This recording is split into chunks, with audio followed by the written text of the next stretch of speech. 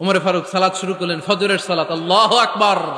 In the meantime Abu Lulu এই খঞ্জর নিয়ে উমরে ফারুকের বুকের মধ্যে 3টা স্টেবিং করলেন। একটা মারলেন নাভির নিচে, মারার সাথে সাথে পাকস্থলী কেটে গেল। আরেকটা মারলেন পাজরে, পাজর ছিঁড়ে গেল। 3টা মারার পরে উমরে ফারুক বললেন, কতালানি আল কালব, এক কুকুর আমাকে মেরে ফেলেছে। পেছন থেকে এক সাহাবীকে টান মেরে সামনের দিকে নিয়ে গেলেন, তুমি নামাজের ইমামতি করাও। আর ওমরে ফারুককে বাকিরা ধরাধরি করে পেছনে নিতে আরম্ভ করলেন। আর এই আত্মাই আক্রমণ যে করেছে, সে কাতারের মাঝখান দিয়ে যেতে আরম্ভ করলো আর দুই দিকে ছুরি মারতে আরম্ভ করলো।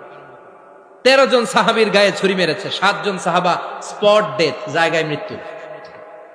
এই ভয়ঙ্কর অবস্থা দেখে এক সাহাবী বুরনুস, এক ধরনের জুব্বা আছে মাথাওয়ালা, অনেকে জ্যাকেট পরছেন না এরকম মাথাওয়ালা, লম্বা জুব্বা আছে আর ওপরে শীতে পড়ে মাথাওয়ালা, এই মাথাওয়ালা জুব্বা বের করে এক সাহাবী জালের মতো তার দিকে উড়ায় মারল। ওই বুরনুসের মধ্যে পেঁচিয়ে আবু লুলু মাটিতে পড়ে গেল আর সুইসাইড করে ফেলল, নিজের বুকে নিজে মেরে আত্মহত্যা। যেই সাহাবীকে ইমামতির জন্য দাঁড় করালেন, উনি ছোট্ট সূরা দিয়ে প্রথম রাকাতে সূরা আল কাউসার, দ্বিতীয় রাকাতে সূরাতুল ইখলাস দিয়ে নামাজ শেষ। উমরে ফারুক বেহুশ। উমরে ফারুক কি বেহুশ। সবাই কান্নাকাটি করতেছে, সবাই দেখতে গেলেন, এখন হুঁশ ফিরে না। মুখের মধ্যে, মুখ খুলে রাষ্ট্রের চিকিৎসক মুখের মধ্যে দুধ দিলেন, ওই নাভি দিয়ে দুধ বের হয়ে যায়, পাকস্থলী কেটে ওখান দিয়ে দুধ বের হয়ে যাচ্ছে। তারা বললো ওনারে বাঁচানো সম্ভব না, দেখেন হুঁশ ফিরে কিনা। হুঁশ ফিরলে ওনার পরে কে আমির হবে, উনি যেন প্যানেল ঠিক করে দিয়ে যায়। সবাই তাকিয়েছে ওমরে ফারুকের চোখের দিকে। আল্লাহর মেহেরবানিতে ঘন্টা খানিক পরে উনি চোখ খুললেন। চোখ খোলার পরেই বলেন নাই, ও মা আমি মরে যাই। চোখ খোলার পরে উনি বলেন নাই, কে মারলো আমারে। চোখ খোলার পরে উনি বলেন নাই, আমার পরে নেতা কে হবে। চোখ খোলার পরে সর্বপ্রথম কথাটি ছিল, আসল্লান নাস, আমার নেতৃত্বে যে ফজরের নামাজটা শুরু হয়েছিল এটাকে ঠিক মতো তোরা পড়েছিলি? আমার নেতৃত্বে যে ফজরের জামাত শুরু হয়েছিল সেটা ঠিকঠাক মতো সমাপ্ত হয়েছিল কিনা আগে বল।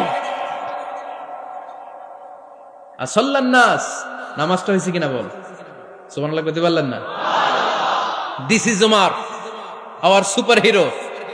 নেতা অনেকগুলো লাগে না, এরকম নেতা একটাই যথেষ্ট যে গোটা বিশ্বকে কাঁপায় দিতে পারে। চিল্লায় বলো ঠিক কিনা।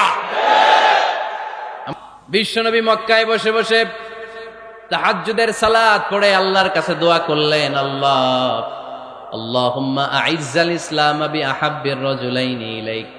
ও আল্লাহ, 2 জন লোকের নাম বলবো, 2 জনের দরকার নেই, এই 2 জনের একজনকে আপনি ইসলামের সুশীতল ছায়া তলে এনে ইসলামকে বিজয় দান করে দেন। মুহূর্তের মধ্যে দোয়াটা কবুল করে নিয়েছে কে? বিশ্বনবী বললেন, আল্লাহ 2 জনের নাম বলবো আজকের দোয়ায়।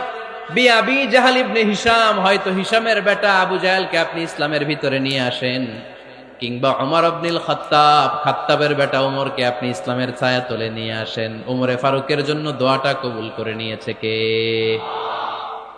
মক্কার যে অবস্থা, আল্লাহর হাবিব সাল্লাল্লাহু আলাইহি ওয়াসাল্লাম বুঝলেন মক্কার এই 2 জনের একজন যদি আমার সাথে না থাকে তাহলে মক্কায় দাওয়াতি কাজ চালিয়ে যাওয়া যাবে।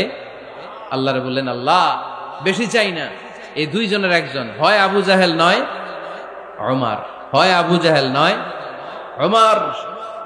বিশ্বনবী যখন দোয়া করলেন, এই দোয়ার একটা ইমানি ধাক্কা, নুরানি ধাক্কা সাইয়েদনা ওমরে ফারুকের হৃদয়কে স্পর্শ করে ফেলল। দোয়া ইজ লাইক এ মিসাইল। এই যে আমরা দোয়া করি, এটা মিসাইলের মতো। যুদ্ধে মিসাইল হামলা করে না? মিসাইল হামলা করার পরে এই মিসাইল লক্ষ্য বস্তুতে যে ভেদ করে, ঠিক কিনা? তেমনি দোয়ার মতো যদি আপনি দোয়া করতে পারেন, আপনি যেই জন্য দোয়া করেছেন ঠিক ওই জায়গায় যে আপনার দোয়া স্পর্শ করে। সুবহানাল্লাহ পড়বেন না? বিশ্বনবীর দোয়ার মাধ্যমে প্রথমে সাইয়েদনা ওমর ফারুকের হৃদয়ে এক ধাক্কা লাগলো। 2 নম্বরে রব্বুল আলামিন সূরাতুল হাক্কা দিয়ে ওমর ফারুকের হৃদয়ের মধ্যে দিলেন এক ধাক্কা। পড়েন আল্লাহু আকবার। কোরআনের ভেতরে সূরাতুল হাক্কা নামে একটা সূরা আছে না নাই? আল হাক্কাতু মাল হাক্কা ওয়া মা আদরাকা মাল হাক্কা। পড়েন আল্লাহু আকবার। বিশ্বনবী যখন দোয়া করলেন, ওই দোয়া যখন সৈয়দনা ওমরে ফারুকের হৃদয়ে স্পর্শ করলো, সৈয়দনা ওমরে ফারুক সব সময় বিশ্বনবীরে ফলো করতে আরম্ভ করলেন। বিশ্বনবী ডানে গেলে লুকিয়ে লুকিয়ে ওমর ফারুক ডানে যায়, বিশ্বনবী বায়ে গেলে লুকিয়ে লুকিয়ে ওমরে ফারুক বায়ে যায়। বিশ্বনবী একবার মসজিদুল হারামে যে নামাজ পড়তে শুরু করলেন, ওমরে ফারুক তখন বিশ্বনবীর পিছু পিছু ছদ্মবেশে পেছন থেকে যে বিশ্বনবী কিভাবে নামাজ পড়ে দেখতে শুরু করলেন। বিশ্বনবী ইন দা মিন টাইম এশার নামাজে আল হাক্কাতুমাল হাক্কা তেলাওয়াত শুরু করে দিলেন। আল হাক্কাতুমাল হাক্কা তেলাওয়াত শুরু করে দিলেন। তেলাওয়াত করতে করতে বিশ্বনবী যখন তেলাওয়াত করতেছে, ওমরে ফারুক এরকম দুলতেছে আর মজা পাচ্ছে। ওমিয়া বিশ্বনবীর কণ্ঠ বুঝি আমার মতো কণ্ঠ, আপনার মতো কণ্ঠ, আহমদ বিন ইউসুফের কণ্ঠ, আব্দুল বাসিতের কণ্ঠ না। বিশ্বনবীর গলায় যে কি সুরের ঝংকার আল্লাহ দিয়েছেন, কি সুরের লহরী আল্লাহ দিয়েছেন, একবার যে শুনতো পাগল হয়ে যেত। আল্লাহু আকবার। বিশ্বনবী সূরা হাক্কা মন্ত্রমুগ্ধ তেলাওয়াতে, মন্ত্রমুগ্ধ সুর দিয়ে, মন্ত্রমুগ্ধ কণ্ঠ দিয়ে তেলাওয়াত করতে লাগলেন। এশার সালাতে ওমরে ফারুক দুলতে লাগলেন। ওমরে ফারুক যত শুনেন অবাক হয়ে যায়, যত শুনেন অবাক হয়ে যায়, যতই শুনে অবাক। কিরে? কারণ তিনি আরবি ভাষা বুঝতেন। এত সুন্দর শব্দের গাঁথুনি, এত প্রাঞ্জল বর্ণনা, এত সুন্দর অন্তমিল, এটা কবিতা না হয়ে পারে না। উনি মনে মনে ভাবলেন এটা মনে হয় কবিতা। It might be poem, it could be poem. Muhammad মনে হয় কবি হয়ে গেছে, তার কাব্য প্রতিভা দিয়ে সে এটা বানিয়েছে। তা না হলে এত সুন্দর কথা, এটা কবিতা না হয়ে পারে। ইন দ্য মিন টাইম বিশ্বনবী কিন্তু দেখতেছে না যে পেছনে ওমর। বিশ্বনবী তেলাওয়াত করছিলেন। ইন দ্য মিন টাইম বিশ্বনবী পড়ছিলেন ওমা হুয়া বিকাউলি শাইরিন কলিলাম মা তুমিনুন। এই আয়াতের অর্থ হলো এটা কোনো কবির কথা নয়, খুব অল্প সংখ্যক লোকই তোমরা ঈমান আনো। সুবহানাল্লাহ পড়ে। এটাকে বলে কোইন্সিডেন্ট। কোইন্সিডেন্ট হুট করে অনেক সময় মিলে যায়, যায় কি যায় না? আপনি একজনের কথা ভাবতেছেন ভাবতেছেন, বাজারে গেলেন, বাজারে যেই দেখেন ওই লোকটা দাঁড়ায় আছে, এরকম হয় কি হয় না? কোইন্সিডেন্ট। ওমরে ফারুক মনে মনে যেটা ভাবতেছে ওই কথা দিয়ে বিশ্বনবী তেলাওয়াত করতেছে। আল্লাহু আকবার। বিশ্বনবী যে আয়াত তেলাওয়াত করছিলেন, আয়াতের অর্থ হলো এটা কোনো কবির বানানো কবিতা না, খুব অল্প সংখ্যক লোকই তোমরা ঈমান আনো। ওমরে ফারুক আটকে উঠলেন, থমকে দাঁড়ালেন। ঘটনা কি? আমি মনে মনে ভাবলাম, কি রে এত সুন্দর কথা, এটা তো মানুষের কথা হতে পারে না, এটা নিশ্চয়ই কবিতা, কবির কথা। কিন্তু মুহাম্মদ এখন আবার পড়তেছে ওমা হুয়া বিকাউলি শাইর, এটা কোনো শায়েরের, কবির কথা নয়। কলিলাম মা তুমিনুন, অল্পই তোমরা ঈমান আনো। তার মানে আমার মনে যা চলে মুহাম্মদ এটা টের পায়। মুহাম্মদ গণক। নাউজুবিল্লাহ পড়বেন না? মুহাম্মদ অনেক বড় মাপের একজন গণক। মানুষের হৃদয়ে কি চলে, মনে মনে কি ভাবে, মুহাম্মদ না দেখেও বলে দিতে পারে। ইন দা মিন টাইম বিশ্বনবী পরের আয়াতে পড়লেন ওয়ালা বিকাউলি কাহিনিন কলিলাম মা তাযাক্কারুন। এই আয়াতের অর্থ হলো এটা কোনো গণকের বানানো গণনা নয়, খুব অল্প সংখ্যক লোকই তোমরা উপদেশ হিসেবে এটাকে মানো। সুবহানাল্লাহ পড়েন। এবার আর ওমরে ফারুকের সহ্য হয় না, কি আজীব তামাশা। প্রথমে মনে করলাম কবিতা, মোহাম্মদ কয় কবি না, সে কবি না, এটা কবিতা না। তারপর ভাবলাম সে গণক, সে আয়াত পরে পরে বলে দিল এটা গণনা নয়, তাহলে এটা কি? এটা কি কবিতাও না, গণনাও না, তাহলে এটা কি? বিশ্বনবী তখন বললেন তানজিলুম মির রাব্বিল আলামিন। সুবহানাল্লাহ পড়েন। পরের আয়াত ছিল তানজিলুম মির রাব্বিল আলামিন। এটা দুনিয়ার কোনো কবির বানানো কবিতা না, এটা কোনো গণকের গণনা না, এটা কোনো সাহিত্যিকের বানানো সাহিত্য নয়, এটা মহাবিশ্বের পরিচালক রব্বুল আলামিনের কাছ থেকে পাঠানো কিতাব কোরআন। সূরা হাক্কার ধাক্কায় ওমরে ফারুক কাইত। প্রথমে ধাক্কাটা লাগলো যে দোয়া। বিশ্বনবী তাহাজ্জুদে কেঁদে দোয়া করলেন, আল্লাহ হয় আবু জাহেলরে দিবা নাইলে ওমরে দিবা। ওই দোয়া ওমরে ফারুকের হৃদয়ে ছোঁয়া লেগেছে। এরপরে হাক্কা, সূরাতুল হাক্কা দিয়ে দিলে এক ধাক্কা। এই ধাক্কা খেয়ে উথাল পাথাল হৃদয়ের মধ্যে, হায় রে এ কি বাণী, এ কেমন কথা, কে মুহাম্মদ? তারপরও শয়তানের ওয়াসওয়াসা আছে না নাই? আল্লাহ বলে যতই ওয়াসওয়াসা ওমরকে দেয়া হোক, আমি ওমরে ফারুককে এই মুসলিম উম্মাতের সেনাপতি বানিয়ে ছাড়বো, আমি সেনাপতি বানাবো। এবার 3 নাম্বার ডোজ। ডাক্তারের কাছে গেলে প্রথমে দেখবেন সিম্পল ডোজ দেয়, নরমাল ওষুধ, এটাতে কাজ না হইলে ডোজ বাড়ায়, একেবারে কাজ না হইলে অ্যান্টিবায়োটিক মারে, আছে না নাই? আল্লাহ প্রথমে দোয়ার ছোঁয়া লাগালেন, তারপর সূরা হাক্কা দিয়ে ধাক্কা মারলেন, এরপরে রব্বুল আলামিন বলেন এবার 3 নাম্বার ডোজ সূরা তহা দিয়ে আমি তোমার হৃদয়টারে উজালা বানায় দেব রে ওমর। শয়তান ওদিক দিয়ে ওয়াসওয়াসা, খেলা দুই দিক থেকে চলতেছে। আল্লাহ তাআলা হেদায়েতের রাস্তায় টানছে, শয়তান জাহান্নামের দিকে টানছে। ঘোষণা দেয়া হলো মক্কায়, মুহাম্মদের মাথা কেটে এনে দিলে এত এত স্বর্ণ মুদ্রা দেয়া হবে। ওমরে ফারুক রাজি হয়ে গেলেন, নাঙ্গা তলোয়ার নিয়ে বিশ্বনবীর মাথা কাটার জন্য ছুটলেন। নাউজুবিল্লাহ পড়বেন না? বনু জাহরা গোত্রের এক লোক বলে, আইনা ইয়া ওমর, কই যাও? মুহাম্মদের মাথা কাটতে যাই। আরে মুহাম্মদের মাথা কাটতে যাও? তোমার বোন ফাতিমা বিনতে খাত্তাব আর তোমার বোন জামাই সাঈদ কদ সাবা, এরা তো ধর্ম ত্যাগ করে ফেলছে, এটা তো আমাদের ধর্ম ত্যাগ করে মুহাম্মদের ফলোয়ার হয়ে গেছে। আগে ওমর ঘর সামলাও, পরে মুহাম্মদের মাথা কাটতে যেও।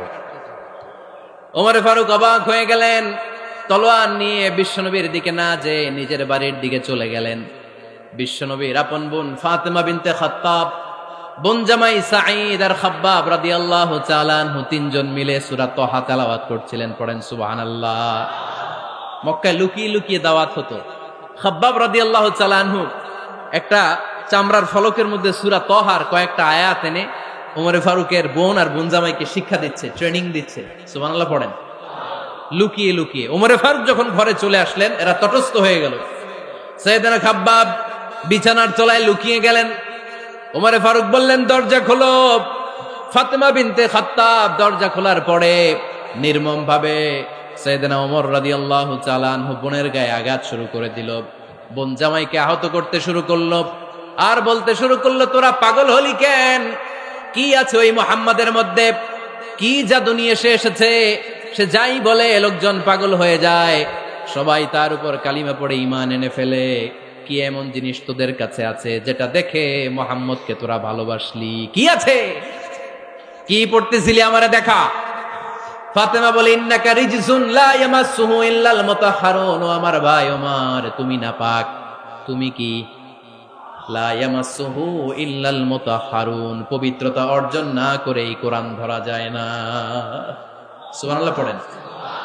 উমরে ফারুক গোসল করে আসলেন, কারণ ধাক্কা তো আগে কয়েকটা খাইছে।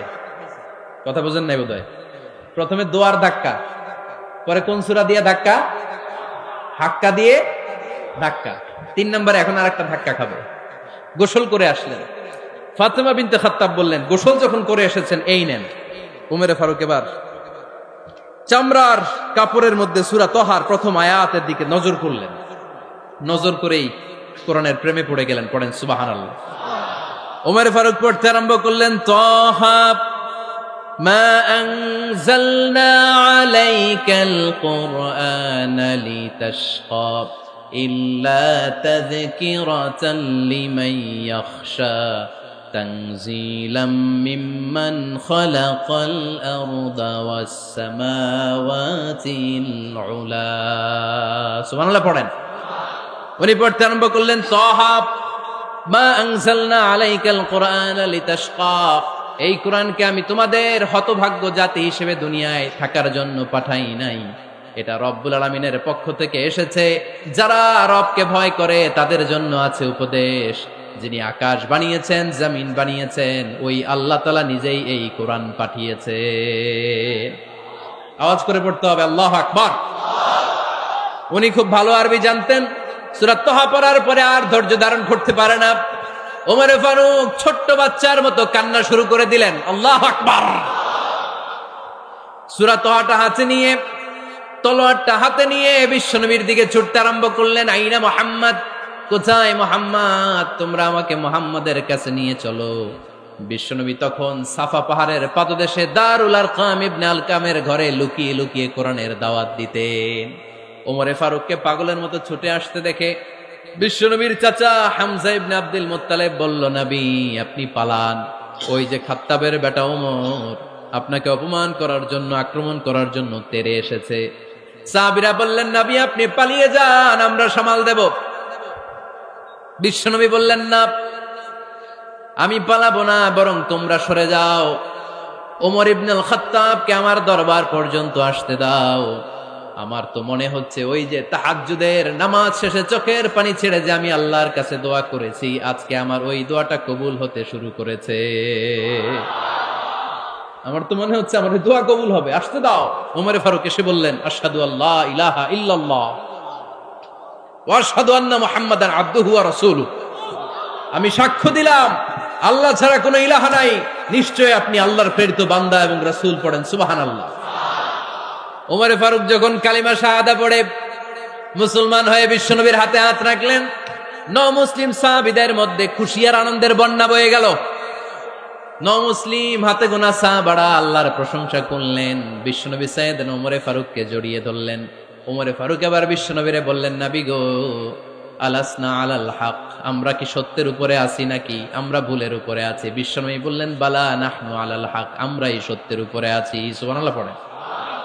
আলাসনা আলাল হক, নবী আমরা কি সত্যের উপরে নাই?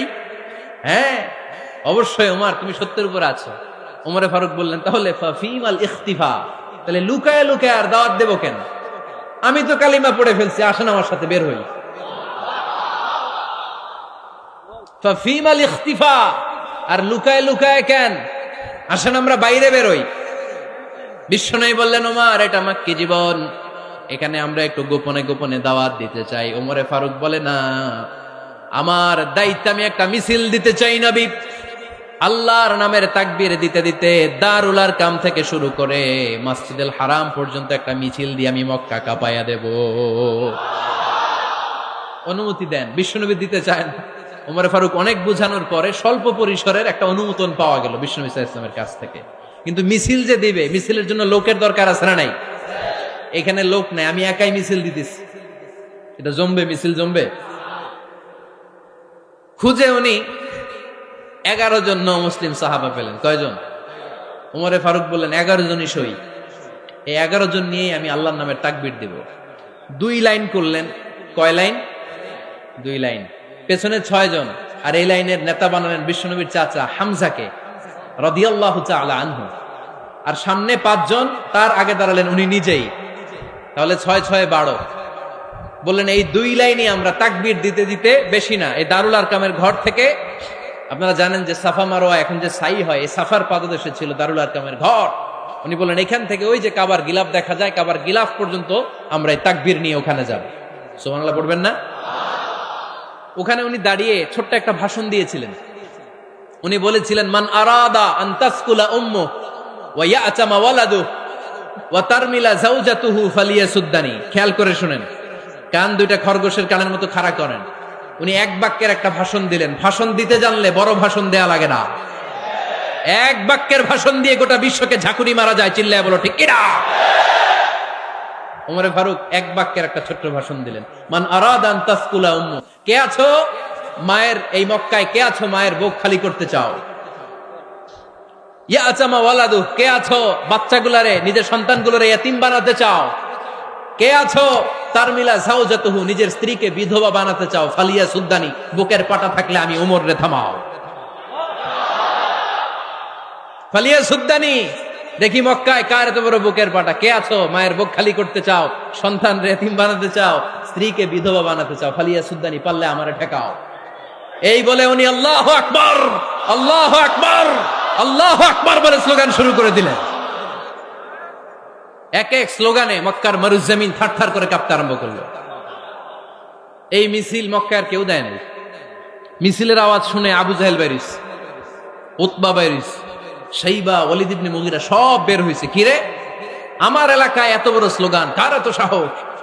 বের হয়ে দেখে মিছিলের সামনে ওমর। ওমর রে দেখে দিছে এক দৌড়। কারণ ওমরে ফারুককে থামানোর মতো বাপের বেটা মক্কায় দ্বিতীয়টা কেউ ছিল না। আওয়াজ করে বলেন ঠিক কিনা? ওমরে ফারুক আল্লাহু আকবার, আল্লাহু আকবার বলে স্লোগান দিতে দিতে মসজিদুল হারামের ভেতরে ঢুকে গেল। কাবার গিলাফ ধরার পরে সেদিন মিছিল থেমেছে। ওই আল্লাহর নামের স্লোগান সেদিন কেউ থামাতে পারে নাই, কিয়ামত পর্যন্ত কেউ থামাতে পারবে না। চিল্লায় বলো ঠিক কিনা? ওই রকম একটা ওমরের দরকার, আমাদের বেশি চাই না। জোরে বলেন ঠিক কিনা? দাও খোদা দাও আমায় আবার ওমর দারাজ দিল, দাও খোদা দাও আমায় আবার ওমর দারাজ দিল, দাও আলীর মতো বীর সেনানী, আলীর মতো বীর সেনানী জাগাতে নিখিল, দাও খোদা দাও আমায় আবার ওমর দারাজ দিল। সুবহানাল্লাহ পড়েন। একটা ওমর লাগবে, চিল্লায় বলেন কয়টা? ওই ওমরের অপেক্ষায় বাংলাদেশ সহ গোটা মুসলিম উম্মাহ, ঠিক কি না? একটা ওমরই যথেষ্ট। আমাদের সেন্ট্রাল লিডারশিপ নাই তো, আমাদেরকে এদিকে লাথি মারলে আমরা ওইদিকে যাই, ওদিক থেকে গুতা মারলে আমরা এদিকে যাই। আমাদের রিপ্রেজেন্টেটিভ, আমাদের প্রতিনিধিত্ব করার মতো কোনো কেন্দ্রীয় লিডারশিপ নেতৃবৃন্দ গোটা বিশ্বে নাই, ঠিক কি না? আমরা সেই ওমরে ফারুকের অপেক্ষায়, আমরা সেই ইমাম আল মাহাদির অপেক্ষায়। এই ওমরে ফারুক আমাদের মডেল, ঠিক কি না? থার্ড ইন পজিশন এই পুরা উম্মতের মধ্যে ওনার পজিশন নাম্বার 3। 1 নাম্বার পজিশন বিশ্বনবীর, কার? 2 নাম্বার পজিশন কার? আবু বকর। 3 নাম্বার পজিশন কার? ওমরে ফারুকের। বিশ্বনবী বলতেন লা নবিয়্যা বা'দি, লা নবিয়্যা বা'দি, আমার পরে কোনো নবী নাই। ওয়ালা রাসূলা, আমার পরে কোনো রাসূলও নাই। আমার নবীর পরে আর কোনো নবী আছে? আমার নবীর পরে আর কোনো রাসূল আছে? এই যে কাদিয়ানি যে একটা সম্প্রদায় আছে, এরা কি মুসলিম নাকি অমুসলিম? মুসলিম সম্প্রদায়ের সাথে এদের কোনো সম্পর্ক নাই, চিল্লায় বলেন ঠিক কি না? এরা যদি মুসলমান হতে চায়, আমার নবী দ্য লাস্ট মেসেঞ্জার বিশ্বনবীকে খাতামুন নবী হিসেবে সংবাদ সম্মেলন করে গোটা বিশ্বকে জানায় দিতে হবে, তারপরে তাদেরকে আমরা মুসলিম হিসেবে স্বীকৃতি দিব, চিল্লায় বলেন ঠিক কি না? তা না হলে তারা কোন ধর্মের এটাকে জানায় দিতে হবে। No inferiority complex, no identity crisis. Identity ক্রাইসিসে থাকা যাবে না। আপনারা কোন ধর্মের এটা জানায় দেন। আপনারা বিশ্বনবীরও শেষ নবী মানবেন না, আবার মুসলিম বলেও নিজেদেরকে ট্যাগ লাগাতে চাইবেন। সাধারণ মুসলমানরা এটা এই ধোঁকাবাজি মানে না, চিল্লায় বলেন ঠিক কি না?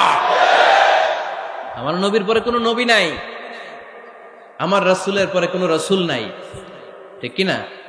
আল্লাহর হাবিব বলতেন লাউ কানা বা'দি নাবিয়্যুন লাকানা উমর, তবে আমার পরে যদি নবী হওয়ার যোগ্যতা কারো থাকে, আমার ওমরের ওই যোগ্যতা আছে। সুবহানাল্লাহ পড়েন।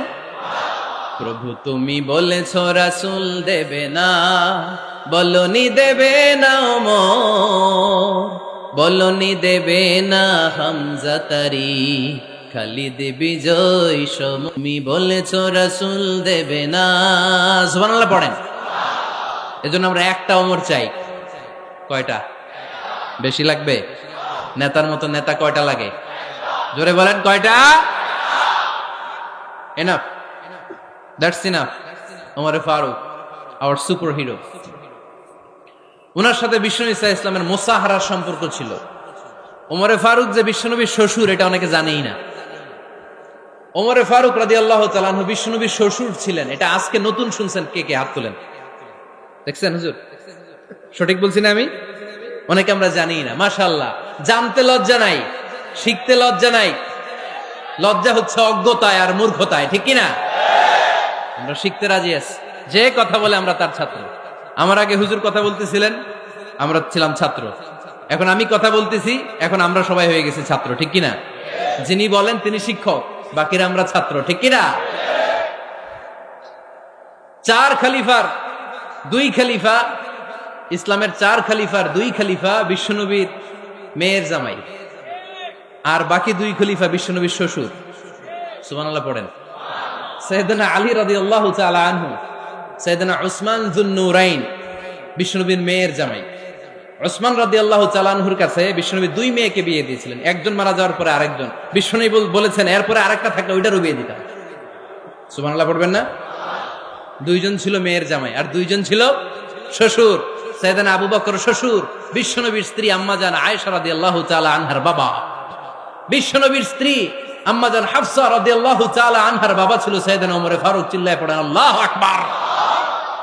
জান্নাতুল পজিশন না, সাইয়্যিদু কুহুলিল জান্নাহ। জান্নাতে যত নারীরা যাবে, নারীদের সর্দারিনী হবে সাইয়্যিদাতুনা ফাতেমা রাদিয়াল্লাহু তাআলা আনহা। এই ফরিদপুরের যত ইয়াং স্টাররা, তোমরা যারা জান্নাতে যাবে, তোমাদের লিডার হবে সাইয়েদনা হাসান আর হুসাইন রাদিয়াল্লাহু তাআলা আনহুমা। আর বয়স্ক মুরব্বীরা যারা জান্নাতে ঢুকবেন, আপনাদের লিডার হবে সাইয়েদনা আবু বকর আর সাইয়েদনা ওমর ফারুক রাদিয়াল্লাহু তাআলা আনহু। সুবহানাল্লাহ পড়তে পারলেন না? ওমর ফারুক এটা সাধারণ কোনো ক্যারেক্টারিস্টিক্স নয়, ওনাকে আল্লাহ তাআলা নলেজও দিয়েছেন, আবার দিনদারিও দিয়েছেন। আমার দিনী ভাইয়েরা খেয়াল রাখবেন, কোনো আলেমের মধ্যে বা কোনো নেতার মধ্যে যদি এই দুইটার সমন্বয় আপনি পান, যে তার জ্ঞানও আছে আবার দিনদারিও আছে, he belongs the knowledge and he belongs the তাকওয়া, সে গোটা বিশ্বকে জয় করে ফেলবে। ঠিক কিনা? যার মধ্যে জ্ঞান আছে, যার মধ্যে তাকওয়া আছে, তারে কেউ থামায় রাখতে পারে? ওমরে ফারুককে এই দুই নেয়ামত দিয়ে ধন্য করেছে কে? সহিহ বুখারীর বর্ণনা, বিশ্বনবী সাহাবীদের সামনে একটা স্বপ্নের কথা বলছেন। বিশ্বনবী বললেন, আমি স্বপ্নে দেখলাম আমার আঙ্গুলের ফাঁকা থেকে দুধ বের হচ্ছে, আমি তৃপ্তি সহকারে দুধ খেলাম। খাওয়ার পরে দেখলাম আঙ্গুলের মধ্যে একটু দুধ লেগে আছে। আমার আঙ্গুলে অতিরিক্ত লেগে থাকা দুধটা আমি ওমরে ফারুকের মুখের মধ্যে লাগিয়ে দিলাম। সাহাবারা বললেন, ইয়া রাসূলুল্লাহ, ইয়া হাবিবাল্লাহ, মাযা আওয়ালতা বিহি, এই স্বপ্নের আপনি কি ব্যাখ্যা করলেন, আমরা তো বুঝলাম না। বিশ্বনবী বললেন, আওয়ালতু বিহি আল ইলম, আমি এই দুধ দিয়ে জ্ঞানের ব্যাখ্যা করেছি, কারণ ওমরকে আল্লাহ যেই জ্ঞান দিয়েছে গোটা বিশ্বের কাউকে এত জ্ঞান দেয় না। এজন্য স্বপ্নে যদি কেউ দেখেন যে আপনি দুধ খাচ্ছেন, তার মানে আল্লাহ তাআলা আপনার জ্ঞান বাড়ায় দিবে। ওমরে ফারুককে দুধ খেয়ে অতিরিক্ত দুধের অংশটা বিশ্বনবী আবু বকর রাদিয়াল্লাহু তাআলা আনহুর মুখে দেন নাই, সাইয়েদনা উসমানের মুখে দেন নাই, আলী রাদিয়াল্লাহু তাআলা আনহুর মুখে দেন নাই। স্বপ্নে ওই অতিরিক্ত লেগে থাকা দুধটা বিশ্বনবী ওমরে ফারুকের ঠোঁটের মধ্যে লাগিয়ে দিয়েছেন। এই হাদিস থেকে প্রমাণ হয় আল্লাহ তাআলা জ্ঞানের নেয়ামতে সাইয়েদনা ওমরে ফারুককে ধন্য করেছেন। আবার বুখারীর বর্ণনা, বিশ্বনবী সাল্লাল্লাহু আলাইহি ওয়াসাল্লাম আরেকটা স্বপ্নের বর্ণনা দিচ্ছেন। তিনি বললেন, তোমাদের সবাইকে স্বপ্নে আমার সামনে দাঁড় করানো হলো। আমি দেখলাম তোমাদের কারো জুব্বা নাভি পর্যন্ত, কারো জুব্বা হাঁটু পর্যন্ত, কারো জুব্বা টাকনু পর্যন্ত। ওমরে ফারুককে যখন স্বপ্নে আমার সামনে দাঁড় করিয়ে দেয়া হলো, আমি দেখলাম ওমরের জুব্বা এত লম্বা, ওমর টেনে হিচড়ে তার জুব্বা নিয়ে সামনে হেঁটে যাচ্ছে। সাহাবারা বললেন, ফামাযা আওয়ালতা বিহি ইয়া রাসূলুল্লাহ, ও আল্লাহর রাসূল, এই স্বপ্ন দিয়ে আপনি কি বুঝাতে চাইলেন, আমরা কিছু বুঝলাম না। বিশ্বনবী বললেন, আউয়ালতু বিহি আদ-দীন, আমি এই হাদিসের দ্বারা দিনের ব্যাখ্যা করলাম, যার জামা যত লম্বা তার দিনদারি তত বেশি। সুবহানাল্লাহ, আসতে পড়েন। স্বপ্নে দেখলেন কোন সাহাবীর জুব্বা নাভি, কোন সাহাবীর হাঁটু, কারোটা টাকনু, কিন্তু ওমরে ফারুকের জুব্বা এত লম্বা, ইয়াজুরু সাওবাহু, তিনি তার জুব্বা টেনে হিচড়ে যাচ্ছেন। বিশ্বনবী বললেন, এটা দ্বারা আমি দিন, আমি তাকওয়া, দিনদারি, তাকওয়া, এটার ব্যাখ্যা করেছি। তার মানে ওমরে ফারুকের তাকওয়ার সামনে সব তাকওয়া পানি হয়ে যাবে। কোন সুবহানাল্লাহ। আল্লাহ তাআলা সাইয়েদনা ওমরে ফারুককে দ্বীনের জ্ঞান দিয়েছেন, তাকওয়া দিয়েছেন। যুবক ভাইয়েরা, যাকে আল্লাহ তাআলা দ্বীনের জ্ঞান দেয়, যাকে আল্লাহ তাআলা তাকওয়ার এই গুণ দিয়ে সমৃদ্ধ করে, তার জন্য গোটা বিশ্বের সব দরজাগুলোকে ওপেন করে দেয় কে? কত বড় মুত্তাকি ছিলেন সাইয়েদনা ওমরে ফারুক। মদিনার সমাজে কয়জন মুনাফিক ছিল বিশ্বনবী ছাড়া কেউ বলতে পারতেন না। বিশ্বনবী কোন সাহাবীকে মুনাফিকদের লিস্ট দিয়ে যান নাই, একজন সাহাবী ছাড়া। দেখি কেউ বলতে পারেন কিনা ওই সাহাবীর নাম? কি নাম? হুযায়ফা ইবনুল ইয়ামান রাদিয়াল্লাহু তাআলা আনহু। উনাকে বলা হতো সাহিবু সিররি রাসূলিল্লাহ, আল্লাহ রাসূল সাল্লাল্লাহু আলাইহি ওয়াসাল্লামের গোপন তথ্যের ধারক বাহক। সুবহানাল্লাহ পড়বেন না?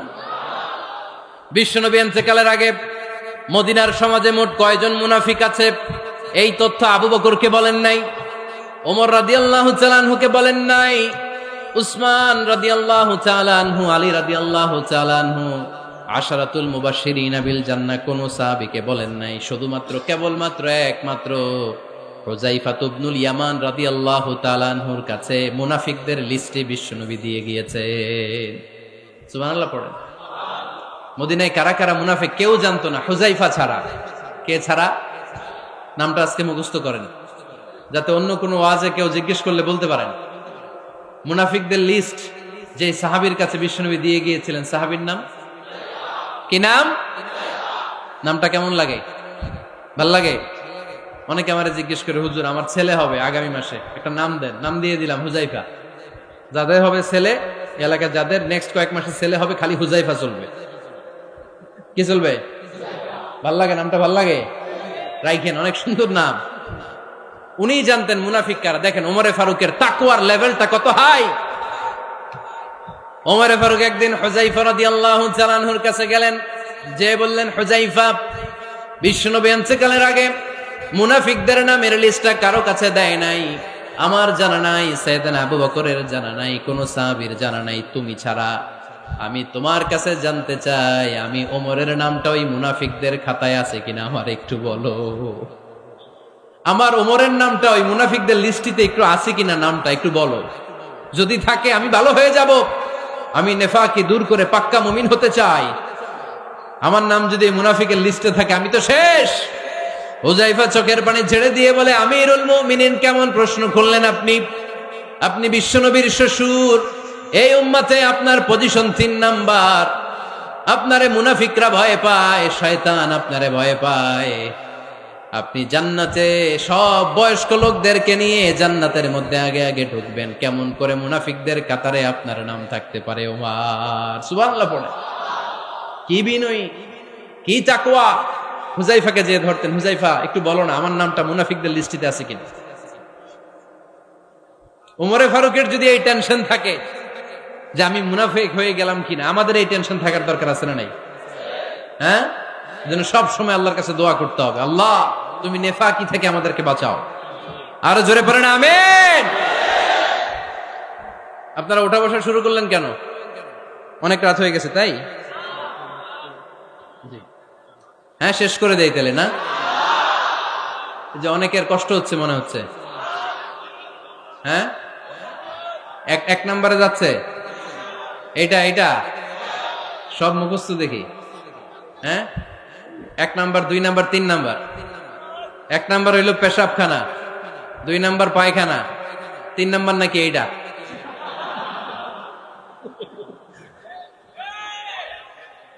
আছে না নাই? না।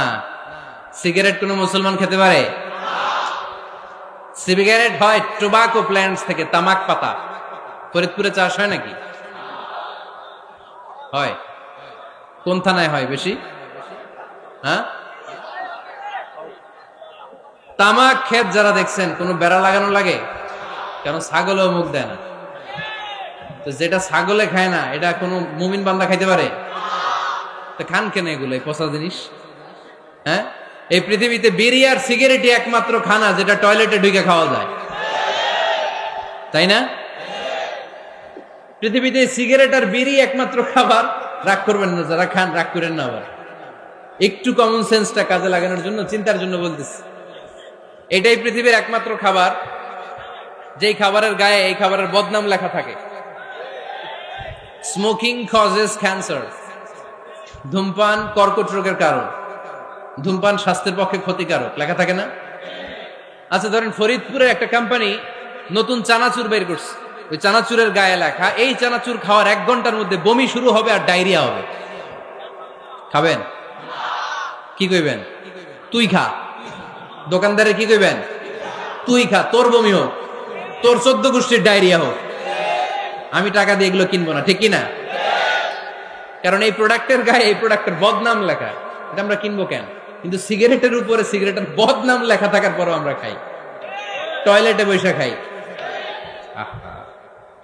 এটার মধ্যে একটা পয়জন আছে, এটাকে বলে স্লো পয়জন, নিকোটিন। এটা আপনার লাং, ফুসফুসকে শেষ করে দিবে। Slow poison. সিগারেট খাওয়া অনেকটা আত্মহত্যা শামিল। বিষ খেলে সাথে সাথে মরে, সিগারেট খেলে ধুকে ধুকে মরে। আর সিগারেট থেকে হিরোইন, গাঁজা, ফেন্সিডিল, ইয়াবা, মেরিজুয়ানার পথে মানুষ পথ বাড়ায়, পা বাড়ায়, তাই না? এগুলো খাবেন না। ওয়ালা তুলকু আইদিকুম ইলা তাহলুকা, নিজেকে স্বেচ্ছায় ধ্বংসের দিকে ঠেলে দিও না। জীবনটা অনেক সুন্দর, জীবনটা অনেক রঙিন, আল্লাহর দেয় জীবনটাকে উপভোগ করার দরকার আছে না নাই? এই জন্য সিগারেটকে এই ফরিদপুরের প্রোগ্রাম থেকে আমরা আজকে নো বলে দিলাম। কি বলে দিব? আওয়াজ করে সবাইকে, আমরা সবাই একসাথে বলবো, সিগারেটকে কি বললাম? মনে থাকবে না? মাহফিলের প্যান্ডেল থেকে বাইর হয়ে আবার ইয়েস, হ্যাঁ, না ইয়েস করা যাবে না। সিগারেটকে কি বললাম? নো। ওমরে ফারুক রাদিয়াল্লাহু তাআলা আনহু আমাদের সুপার হিরো, আমাদের সবাই বলেন আমাদের, উনি কত বড় সুপার হিরো শুনেন। উনি জুমার খুতবা দিচ্ছেন, কি দিচ্ছেন? মসজিদে নববীতে। খুতবার মাঝখানে হঠাৎ বললেন, ইয়া সারিয়াতাল জাবাল, ইয়া সারিয়াত ইবনে জানিমিল জাবাল। এই কথা বলেই আবার খুতবা দিতে শুরু করলেন। উনার এই ইয়া সারিয়াত ইবনে জানিমিল জাবালের সাথে আগের কথারও কোনো মিল নাই, পরের কথারও কোনো মিল নাই। জুমার নামাজের পর মুসল্লি সাহাবারা ধরলেন, বললেন, ইয়া আমির আল মুমিনিন। খুতবার মাঝখানে হঠাৎ করে ইয়া সারিয়াত ইবনে জালিমিল জাবাল বলে আপনি চিৎকার করলেন কেন? আপনার এই বাক্যের সাথে আপনার খুতবার আগের বাক্যের কোনো মিল নাই, আপনার খুতবার পরের বাক্যেরও কোনো মিল নাই। এই কথা আপনি কারে বললেন, কারে উদ্দেশ্য করে বললেন? এই কথার তাৎপর্য কি আমাদেরকে বুঝিয়ে বলেন। ওমরে ফারুক বললেন, আমি যখন খুতবা দিচ্ছি আমি দেখতে পেলাম ওই যে কয়েক মাস আগে আমি আমার মুসলিম সেনাবাহিনী পারস্যে আক্রমণের জন্য পাঠিয়েছি, বর্তমান ইরানের ওই বিশাল এলাকাতে পারস্যে আমি আমার ব্যাটালিয়ন পাঠিয়েছি। আমি হঠাৎ করে দেখতে পেলাম আমার মুসলিম বাহিনীর সেনাপতি যুদ্ধের এক পর্যায়ে তার ডানে আছে উপত্যকা, বায়ে আছে পাহাড়, সে পাহাড়ি রাস্তা ছেড়ে দিয়ে উপত্যকার দিকে যেতে শুরু করেছে। আমি দেখতে পেলাম আমার মুসলিম বাহিনী যদি উপত্যকার দিকে ছুটে বেড়ায়, কাফির মুশরিকরা আমার মুসলিম বাহিনীকে কচুকাটা করে ফেলবে। তাই আমি এখান থেকে তাদেরকে কমান্ড দিয়ে বলেছি, ইয়া সারিয়াতাল জাবাল, উপত্যকার দিকে নয় পাহাড়ের দিকে যাও, তাহলেই তোমাদের বিজয় নিশ্চিত হয়ে যাবে। উপত্যকার দিকে যেও না, ইলাল জাবাল, ইলা সারিয়াতিল জাবাল, পাহাড়ের দিকে ছোট। সাহাবারা অবাক, ঘটনা কি? উনি বসে আছেন মদিনায় মসজিদে নববীর মিম্বারে দাঁড়িয়ে, উনি যদি ইয়া সারিয়াতাল জাবাল বলে এটা কি ইরানে যাবে নাকি?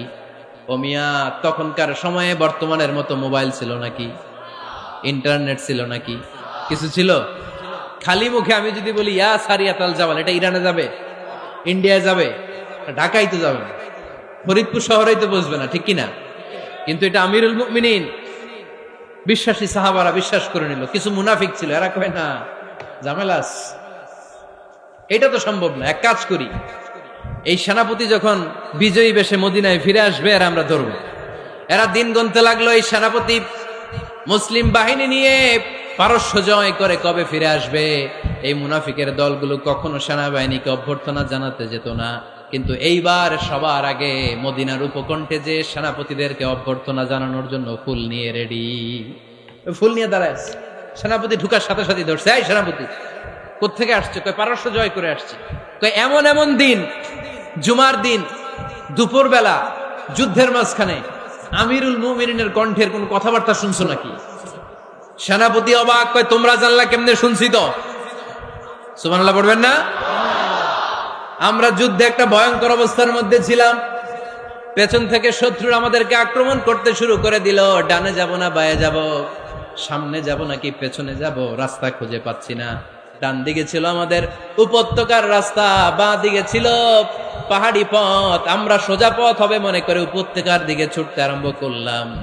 হঠাৎ করে আমিরুল মুমিনিনের কণ্ঠ বজ্র কণ্ঠে আমার কানের মধ্যে ভেসে আসলো। আমার মনে হলো আমিরুল মুমিনিন কেমন যেন আমাকে কমান্ড দিচ্ছেন আর বলছেন, ইয়া সারিয়াতাল জাবাল, ডান দিকে উপত্যকার পথে নয়, তাড়াতাড়ি পাহাড়ের দিকে সৈন্যবাহিনী নিয়ে উঠে যাও।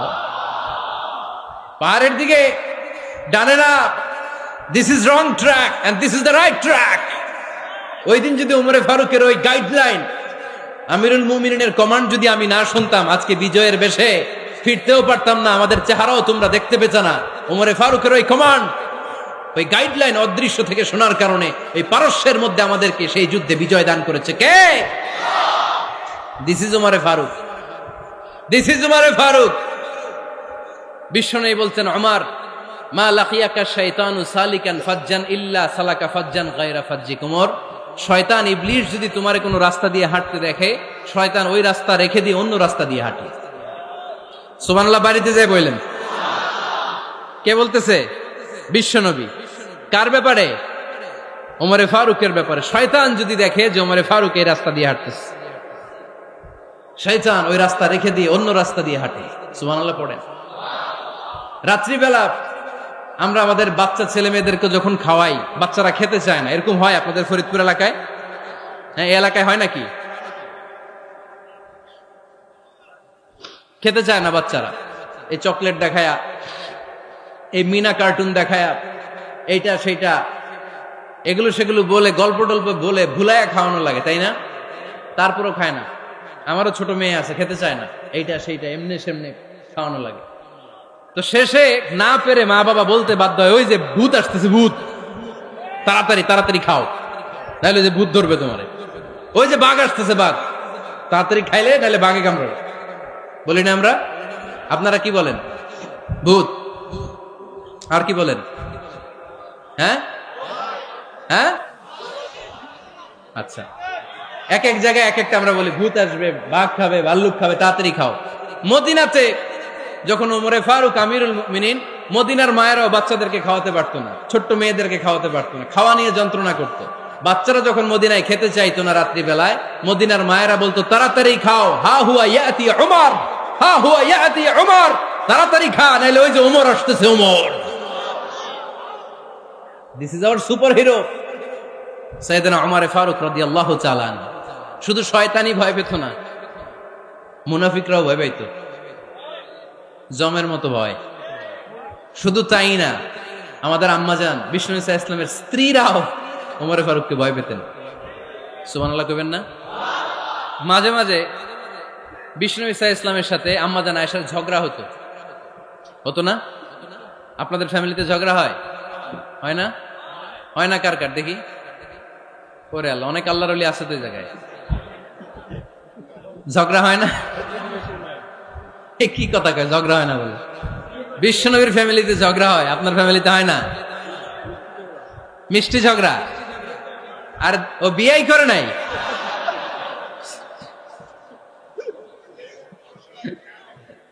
ঝগড়া তো হবেই, দাম্পত্য জীবনের মজাটাই তো এখানে।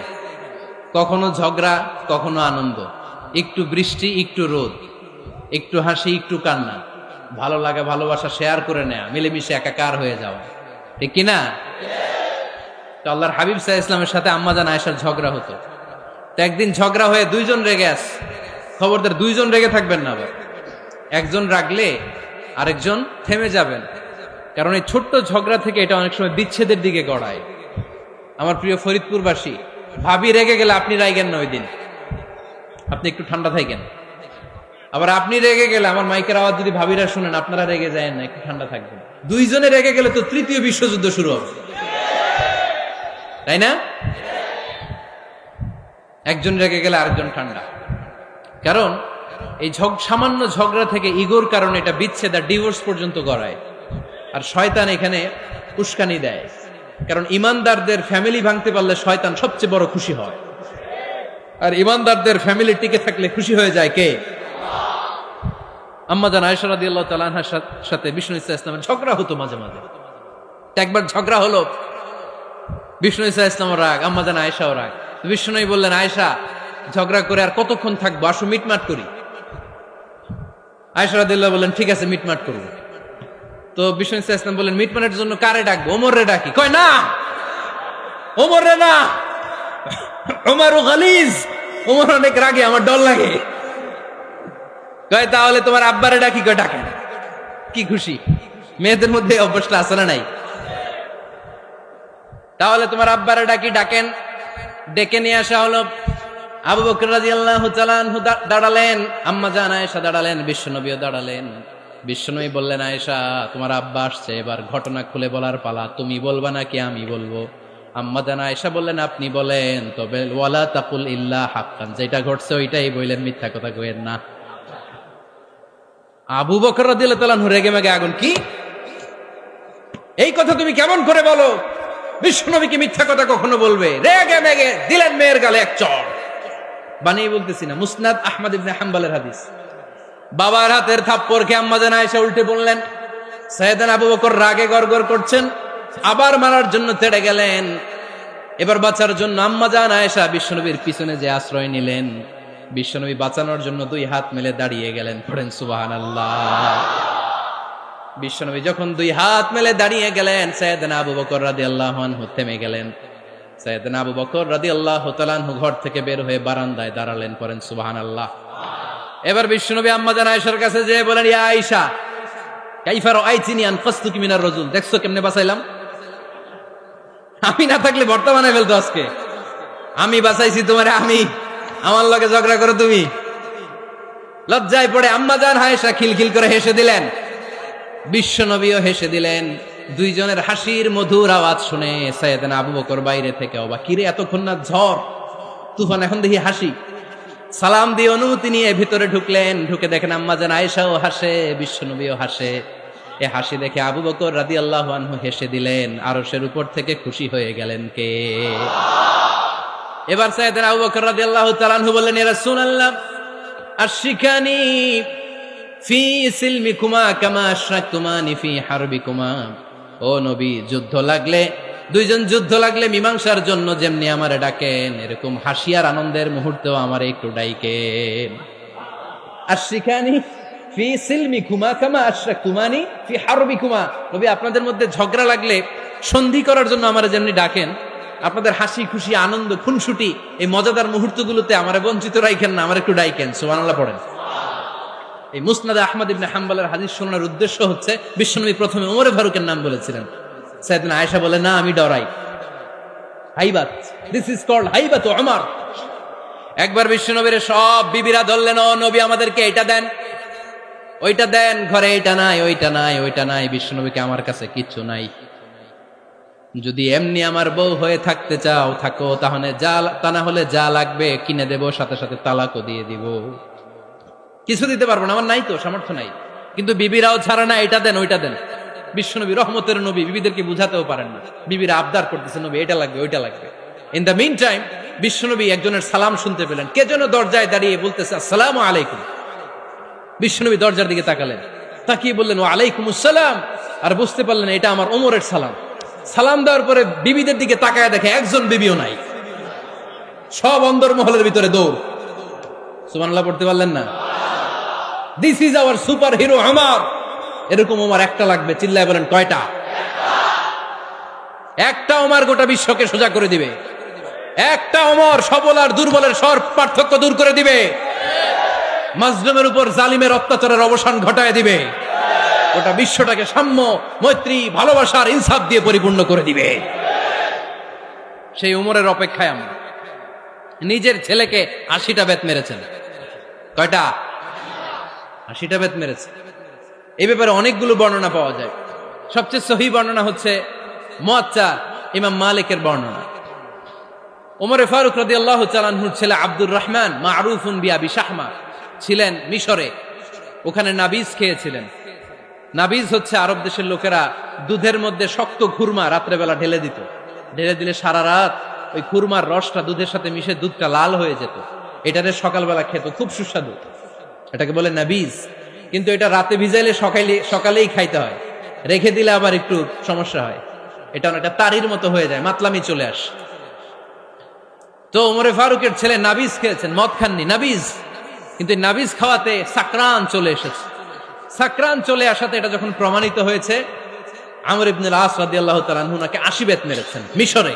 কয় বেত? নিয়ম হচ্ছে সবার সামনে, কিন্তু সবার সামনে না মেরে একটু গোপনে মেরেছে।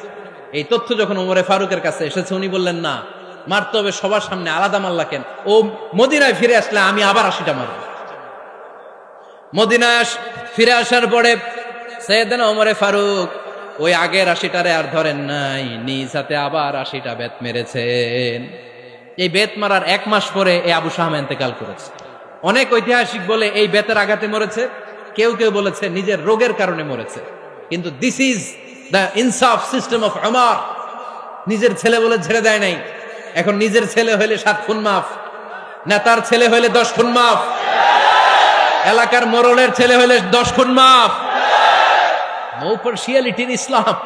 ইসলামে পার্সিয়ালিটি নাই। আপনি নেতার ছেলে হন, আপনি বিজনেস ম্যাগনেটের ছেলে হন, আপনি যেই হন না কেন, ইসলামের দৃষ্টিতে সবাই সমান। চিল্লায় বলেন ঠিক কিনা? বানু মখজুমিয়া গোত্রের এক নারী চুরিতে ধরা পড়ল। সাহাবারা বললেন, নবী, মদিনার সবচেয়ে ভ্যারি প্রেস্টিজিয়াস এন্ড ডিগনিফাইড ফ্যামিলির মেয়ে, আপনি হাত কাইটেন না, কারণ ইসলামের নিয়ম চুরি করলে কি কেটে দাও। বিশ্বনবী বললেন, বলো কি, হাত না কাটার জন্য তোমরা আমাকে রেকমেন্ড করছো? এটা আল্লাহর আইন, পৃথিবীর কেউ রেকমেন্ড করলো শোনার ক্ষমতা আমার নাই, কারণ আইনটা দিয়েছে কে? লাউ কানাত ফাতিমাতু বিনতি মুহাম্মাদিন সারাকাত লাকাতা মুহাম্মাদুন ইয়াদাহা। আরে বনু মাকসুমিয়া মেয়ে তো দূরের কথা, আমার কলিজার টুকরা ফাতেমাও যদি আজ চুরিতে ধরা পড়তো, তার হাত কেটে দিতে আমি 1 মিনিটও দেরি করতাম না। দিস ইজ ইসলাম। এই হচ্ছে ওমরে ফারুকের মানাকিব। এরকম ওমরে ফারুক কয়টা লাগবে? আওয়াজ করে বলতে হবে, কয়টা লাগবে? একটা লাগবে। এই সাইয়েদনা ওমরে ফারুক মদিনার প্রথম চিফ জাস্টিস ছিলেন। সর্বপ্রথম উনার পরামর্শে সাইয়েদনা আবু বকর রাদিয়াল্লাহু তাআলা আনহু কোরআনকে সংকলন করেছেন। আমরা এই যে কোরআন পড়ি 30 পারা, এমদাদিয়া লাইব্রেরির 114টা সূরা, কত সুন্দর সন্নিবেশ করা হয়েছে, এখানে সাজানো হয়েছে। আল্লাহর হাবিব সাল্লাল্লাহু আলাইহি ওয়াসাল্লামের সময় কি এরকম কোরআন ছিল নাকি?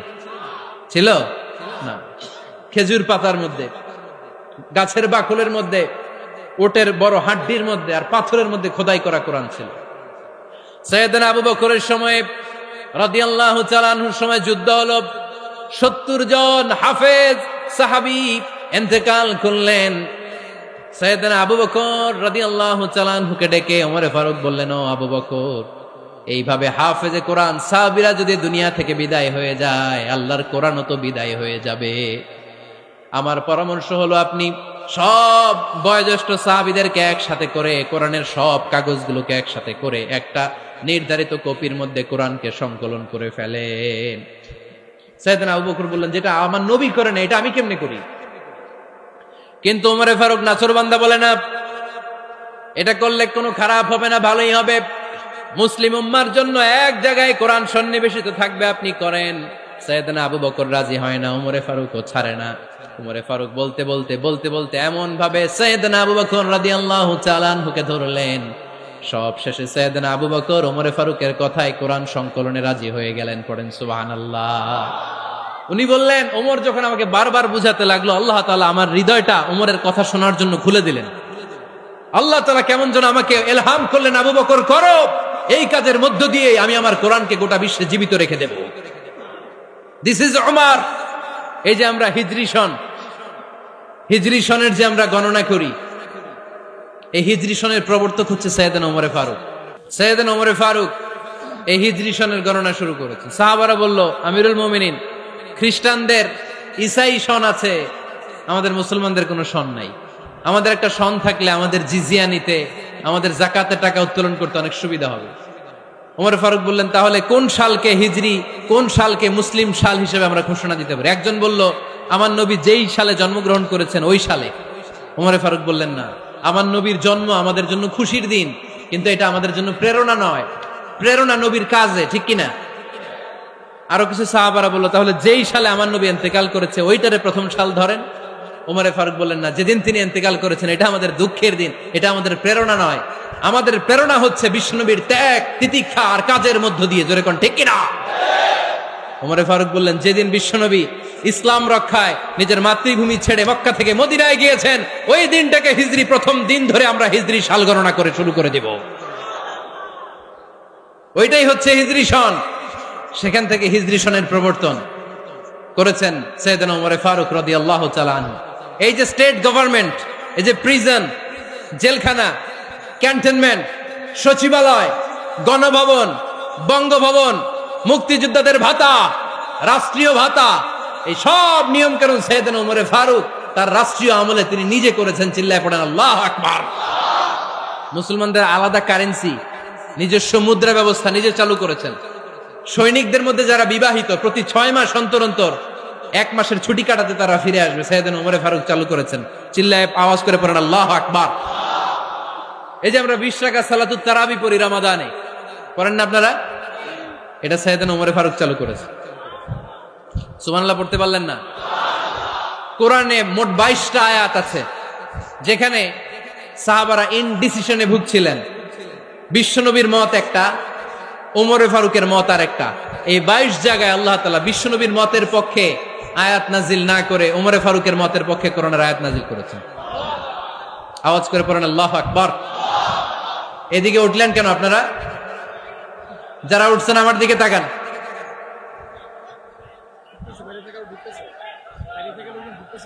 কিছু ভিতরে ঢুকতেছে, কিছু বাইরেতেছে না?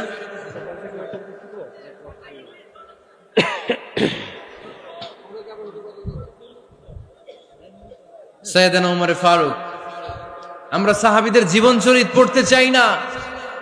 কত যে অনুপ্রেরণামূলক দৃষ্টান্ত সাইয়েদনা ওমর ফারুক আমাদের জন্য রেখে গিয়েছেন। ওমর ফারুক যখন খলিফা, দিনের বেলায় যদি রাষ্ট্রে কোনো নিয়ম জারি করতেন, দিনের বেলায় জনগণকে কোনো বিষয়ে যদি নিষেধ করতেন, রাত্রে বেলায় খাওয়ার সময় ফ্যামিলি মেম্বারদের সবাইকে বলতেন, এই দিনের বেলা আমি জনগণকে এই কাজ করতে নিষেধ করেছি, তোমরা আমার ফ্যামিলি মেম্বার, খবরদার তোমরা এই কাজ করো না। জনগণ করলে যতটুকু শাস্তি, তোরা করলে পাবি ডবল শাস্তি। সুবহানাল্লাহ কইবেন না? আমাদের নেতারা ওই বাড়ির বিচার করে, ওই বাড়ির মাইয়ার বিচার, ওই বাড়ির পোলার বিচার, নিজের পোলা গাঞ্জা টানে আছে না নাই? নিজের মেয়ে অপরাধ করে আছে না নাই? কি নেতা ছিলেন ওমর ফারুক! আগে নিজের ঘর সামলিয়েছেন, আগে নিজেকে সামলিয়েছেন, নিজের ঘর ঠিক করেছেন। বলেছেন জনগণ করলে যত বেদ, তোরা করলে double Veda. This is call leader, ঠিক কিনা? এক বাবা এসে বললেন, ওমর ফারুক আমার ছেলে কথা শোনে না, বেয়াদব। ওমর ফারুক ছেলেরা ডাকলেন, বাবা তুমি তোমার আব্বাজানের কথা শোনো না, এটা তো কবিরা গুনাহ। ছেলে বলে, ওমর ফারুক সব দায় দায়িত্ব আল্লাহ ছেলে মেয়েদেরকে দিয়েছে, বাবা মাকে কোনো দায়িত্ব দেয় নাই। ওমর ফারুক বললেন, অবশ্যই দায়িত্ব দিয়েছে। তাহলে বলেন আমার বাবার দায়িত্ব কি? উনি বললেন, প্রাইমারিলি প্রথমত 3 দায়িত্ব। আইয়ান চাকিয়া উম্মা, পৃথিবীর প্রতিটি বাবার উচিত ছেলেদের মেয়েদের জন্য ভালো মায়ের ব্যবস্থা করা। 2 নম্বরে আইয়ুহসিনা ইসমা, সুন্দর তার একটা নাম রেখে দেয়া। 3 নাম্বার ইউআল্লিমাহুল কিতাব, তার আল্লাহর কিতাব শিক্ষা দেওয়া। এবার ছেলেকে আমার আব্বা 3টার একটাও করে নাই। এবার ওমর ফারুক রেগে গেলেন, বাবার কাঁধে ধরলেন, বললেন তুই ছেলের জন্য বিচার নিয়ে আসলি, তোর 3টা দায়িত্বের একটাও তুই পালন করিস নাই। ছেলে বলে, আমিরুল মুমিনিন আমার মা নর্তকী, আমার মা মাজুসি, আমার মায়ের মধ্যে কোনো আদব কাদব নাই, সুন্দরী দেখে আমার মা রে বাবা বিয়ে করছে, আমার মায়ের কাছ থেকে জীবনে কিছু শিখি নাই। 2 নাম্বার সাম্মানি খানফাসা, আমার বাবা আমার নাম রেখেছে চামচিকা। কি নাম রাখছে?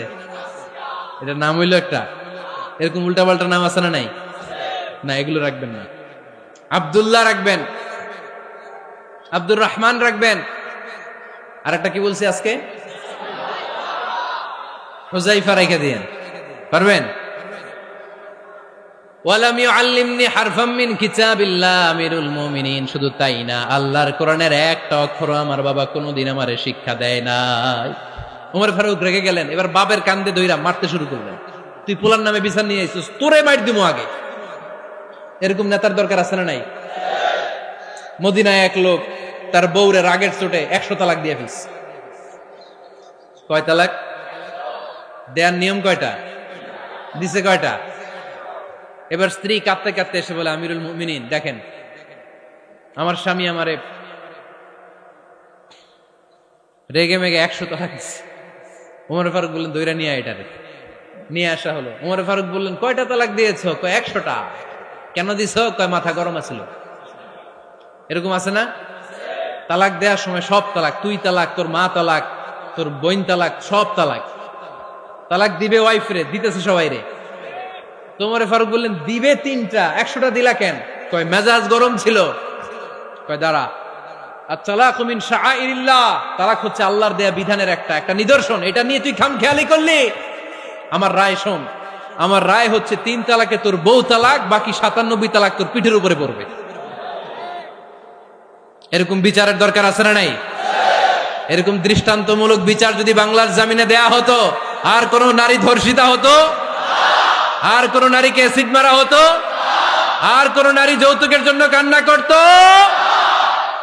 একটা আমল লাগবে, বেশি না। মক্কা, মদিনা, এই 7 জায়গায় 7 জন গভর্নর পাঠিয়েছেন, তাদের থেকে তথ্য নিতেন। এই গভর্নর সিস্টেম উনি বানিয়েছেন।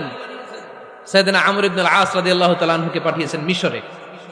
মিশরে একটা দৌড় প্রতিযোগিতা হতো। মিশরি বলে, আমার মাল্লা কেন? তুমি খেলায় পারো না, আমারে মাল্লা কেন? কয় আনা ইবনুল আকরামিন, আমি গভর্নরের পোলা।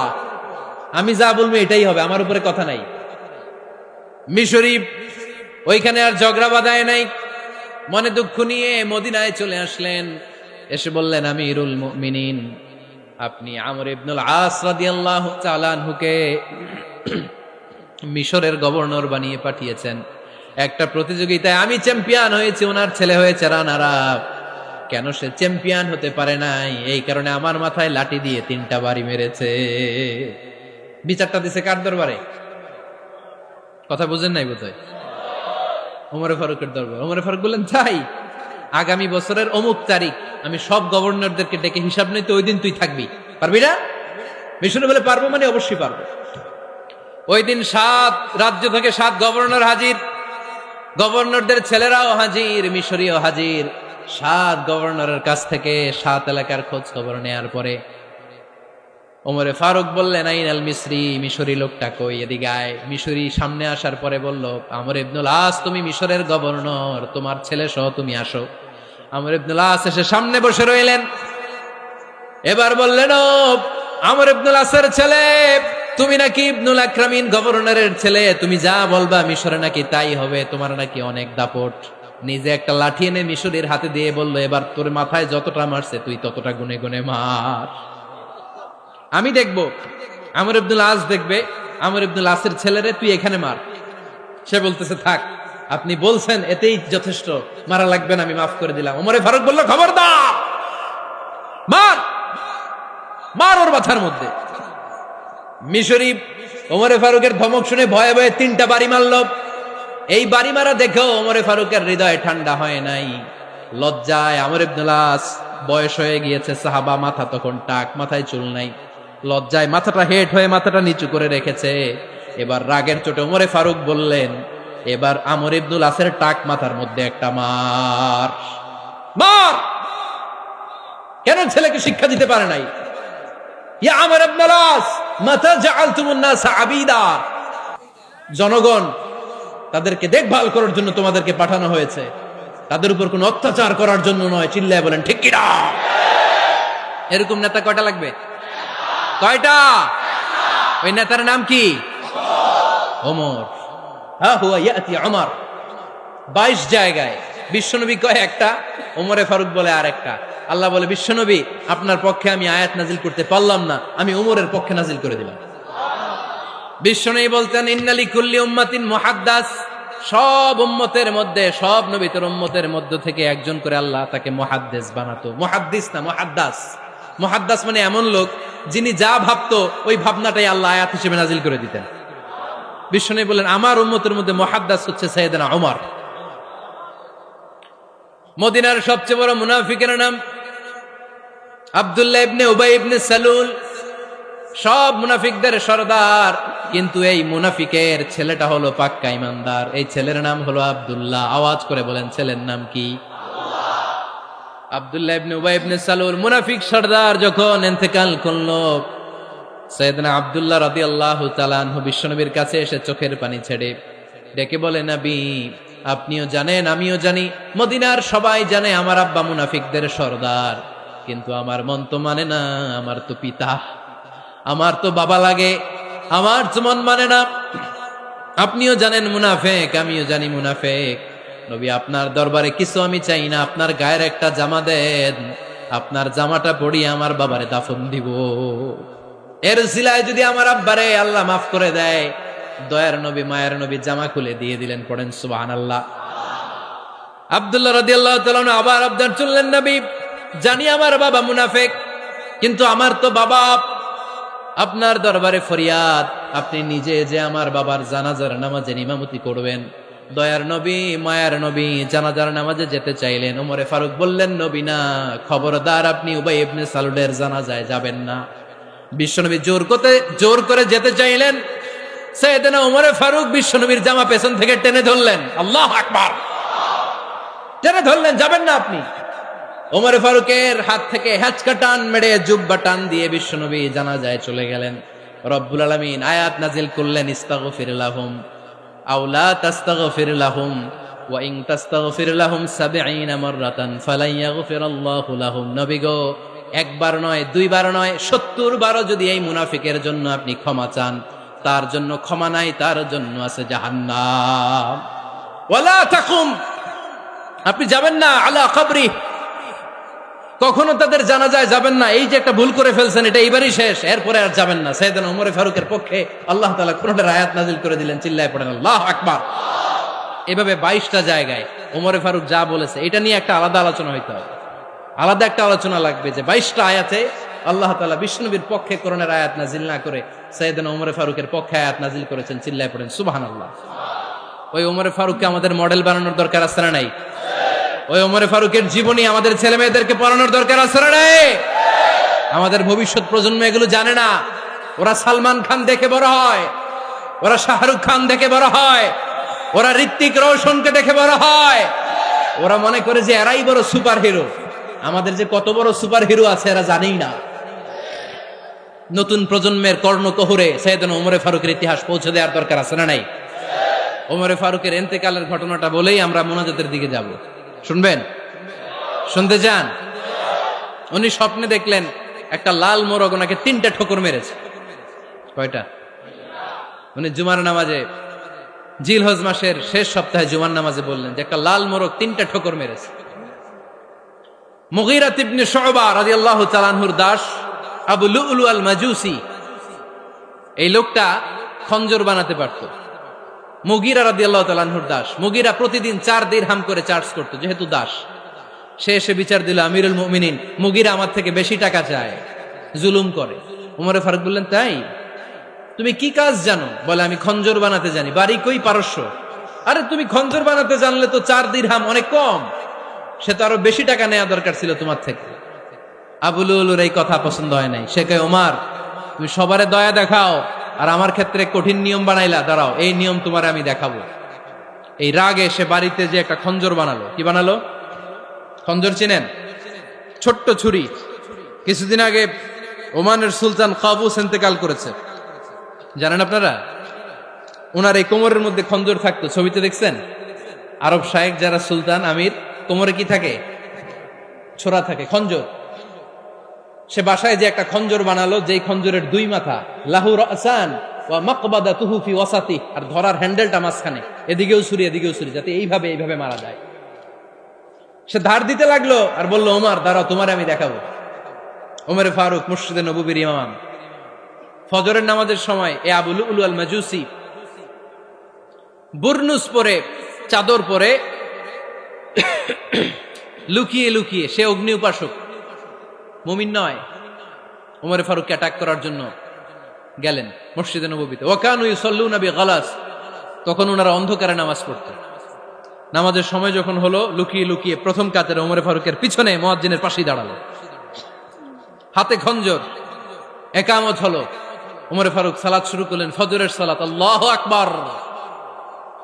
নামাজ শুরু করলেন, সূরা ফাতিহা বললেন। আরেকটা সূরা যখন পড়তে যাবেন, in the meantime Abu Lulu এই খঞ্জর নিয়ে ওমর ফারুকের বুকের মধ্যে 3টা স্টেবিং করলেন। একটা মারলেন নাভির নিচে, মারার সাথে সাথে পাকস্থলী কেটে গেল। আরেকটা মারলেন পাজরে, পাজর ছিঁড়ে গেল। 3টা মারার পরে ওমর ফারুক বললেন, কাতালানি আল কাল, এক কুকুর আমাকে মেরে ফেলেছে।